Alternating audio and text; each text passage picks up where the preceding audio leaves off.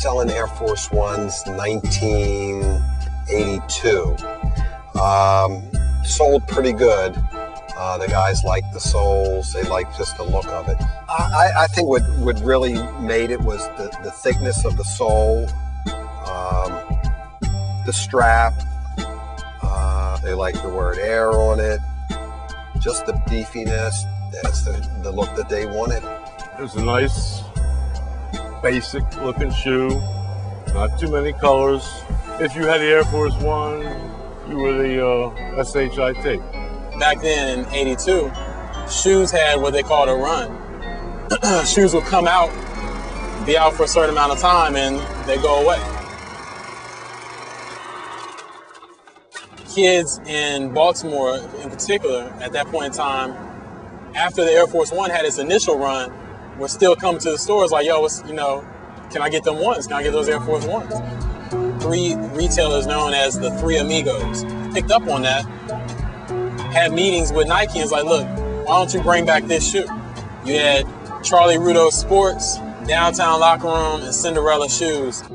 It was Harold Rudo and myself who came up with this idea of, resurrecting the Air Force One. We had a meeting and I told them I wanted to bring in some Air Force Ones, what would it take to do it? They thought we were fucking crazy. They said, you guys, but I believe in you guys. You guys are crazy enough to ask for it. We're crazy enough to make it for it. We were forced to take 1,200 pair of each color. A white royal blue and a white chocolate brown. We took them, we sold them right out. The Air Force One was reborn. This was unprecedented. We started doing a program with Nike, different color each month.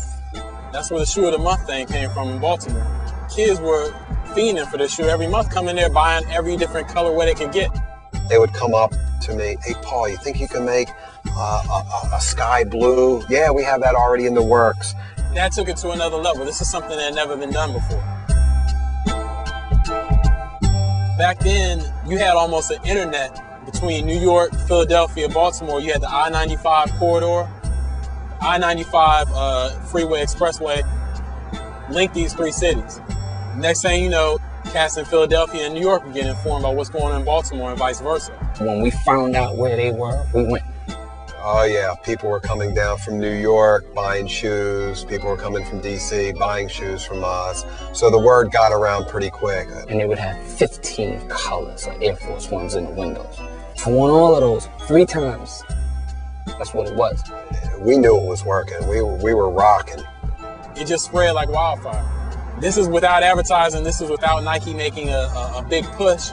This is by word of mouth. This is through that internet connection that preceded the digital technology by, decades. That's where the genesis of this whole rebirth of the Air Force One came from.